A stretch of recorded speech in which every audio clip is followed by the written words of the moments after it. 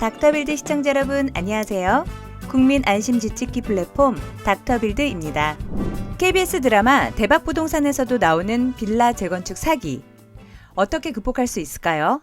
전임 서울시장 시절 도시 재생 사업에만 역점을 둔 결과 서울시에서 수백 곳의 재개발 구역이 해제된 바 있습니다. 그 결과 서울의 새 아파트의 공급이 줄었고 코로나19 사태로 인한 경기 침체에 대응하기 위한 통화량 증가 등의 원인으로 서울의 아파트 가격은 대폭등했습니다. 이러한 가운데 재개발 해제 지역을 중심으로 노후빌라 재건축 붐이 일기 시작했습니다. 그런데 노후빌라 재건축은 현대건설이나 GS건설 등 대기업이 관심을 가지는 사업이 아닙니다. 유명 신탁사가 처음부터 개입해서 사업을 구상하는 것도 아닙니다. 즉, 소규모 빌라 재건축 현장들은 재건축 사업 수주 능력이 없는 동네 브로커들이나 영세 건설사 내지 면허대여 업체들의 사기 무대가 되어 있는 현장들이 많습니다. 그 결과 재건축을 하여 새 빌라나 새 아파트에 입주하는 것이 꿈인 주민들이 사기꾼들에 의해서 많은 재산상 손해를 보았거나 피해를 볼 위험에 처해 있습니다. 우리가 많이 들어본 적이 있는 가로주택 정비사업 현장도 사업 진행은 멈춰 있고 주도하는 PM 사업체는 능력이 없는 사기 브로커인 현장들이 많습니다. 닥터빌드의 대표인 민경호 박사는 KBS 드라마 대박부동산에 부동산 사기 관련 대본 작성에 자문을 맡은 바 있습니다. 실제로도 재건축을 하는 과정에서 너무나 억울한 건축주가 자살을 하는 경우도 생깁니다.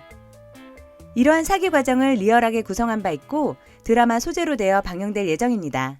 도봉구 쌍문동 재건축 사기 사례, 약수동 빌라 재건축 사기 사례 등 언론에서 언급한 사례도 있지만 최근에는 서울시 관악구에 종합건설 면허대여를 받은 사기꾼이 10개 이상의 현장을 덤핑 수주해서 공사를 중단시켜 놓고 추가 공사비를 무리하게 요구하고 있습니다. 망가진 현장의 주민들이 닥터빌드에 문의를 많이 하십니다. 이에 닥터빌드 현장은 아니지만 여러 가지 자문을 최선을 다해서 해드리고 있습니다.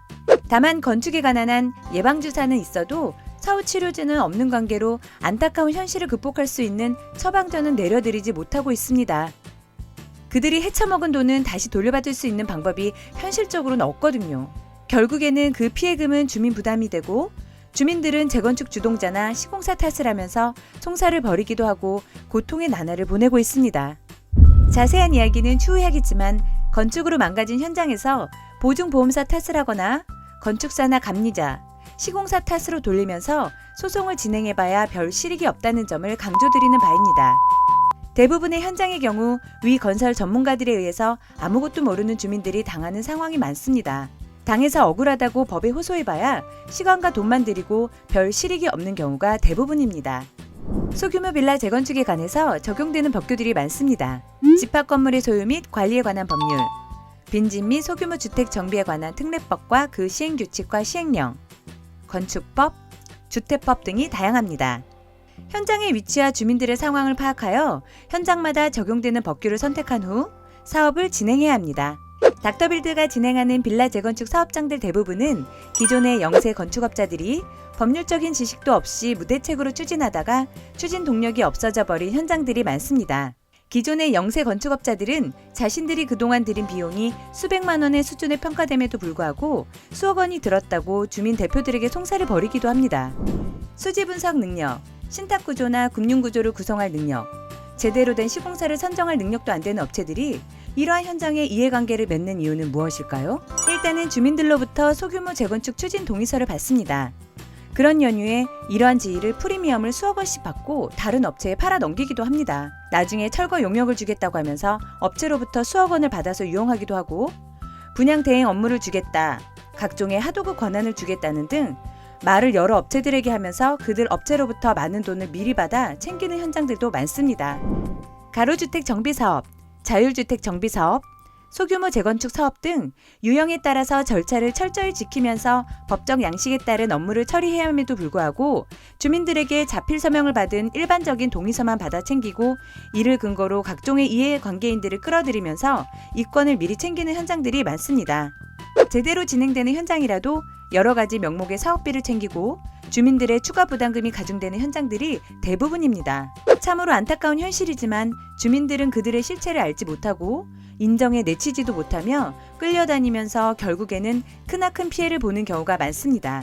이러한 무자격 업체들이 있는 현장에서는 과감히 그들을 내치고 소규모 재건축 사업의 전문 업체를 선택하셔야 합니다. 닥터빌드를 모방했을 뿐 경험과 전문 지식이 없는 유사업체들이 난립하고 있으니 주민들 스스로 조심하고 주의하셔야 할 것입니다. 가로주택 정비사업체의 경우 종전에 도정법에 의한 재개발을 추진하였으나 전임 시장의 주도로 재개발 구역이 해제된 지역이 많지만 75%의 동의를 얻으면 조합 설립이 가능합니다. 다만 단독주택과 빌라단지, 상가가 혼합되어 있는 지역은 여러 이해관계인들이 많으며 종전 자산의 가치가 비정형화돼 있고 다양해서 이해관계가 많이 얽혀 있습니다. 전문 업체가 없다면 추진 동력이 강하지 않습니다. 그러나 노후빌라처럼 종전 자산의 가치가 정형화되어 있는 지역은 추진 동력을 내기가 비교적 쉽습니다. 다만 이렇게 쉬운 단지도 토착 브로커들이 끼어 있으면 주민들 사이에 의견이 갈리게 되어 있어 재건축 사업이 진행되기 어려운 경우가 많습니다. 인정은 인정이고 사업은 사업이기 때문에 주민들은 냉철하게 판단하셔야 할 것입니다. 그렇지만 현실은 인정에 이끌리는 경우가 많습니다. 알고 보면 사기꾼들에게는 인정을 베풀 필요가 없는데도 순수한 주민들은 그렇지 않은 경우가 많습니다. 소규모 재건축 단지의 경우 소규모 주택 정비사업법에 근거하여 절차에 따른 재건축을 진행해야 합니다. 저렴한 신탁구조와 책임 준공 구조를 짜서 부동산 소유권을 보존하고 권리 침해를 예방해야 합니다. 안전한 금융구조를 만들어서 공사비와 이주비에 부족함이 없어야 하고 시공사도 잘 선택해야 안전하고 문제없이 공사를 진행할 수 있습니다. 또한 현장에 맞는 법규를 선택해서 적용해야 합니다. 그래야 분양가 상한제나 재건축 초과 이익 환수를 피할 수 있는 것입니다. 그런데 동네 브로커들은 법률 분석 능력이 없는 경우가 대부분입니다. 닥터빌드는 지역의 사정에 맞는 브랜드 아파트나 고급 빌라 재건축을 지향합니다. 브랜드 시공사가 공사를 수주해야 할 필요가 있는 경우 닥터빌드는 하도급 공사를 맡고 전반적인 프로세스를 관리합니다. 즉, PM 역할도 감당합니다. 또한 주민 설득, 법적 절차 진행 등 정비 업무도 동시에 보조합니다.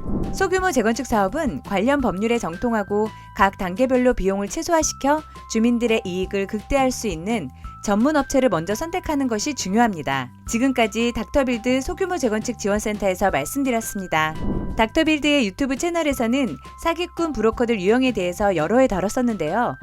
KBS 드라마 대박부동산의 자문을 맡으면서 다시 한번 다짐하게 되었습니다. 닥터빌드는 앞으로도 선량한 시민들을 건설관계 양아치들로부터 지켜내는 종국적인 목표를 향해 끊임없이 노력하겠습니다. 지금까지 국민 안심 집짓기 플랫폼 닥터빌드였습니다. 시청해주신 여러분 감사합니다.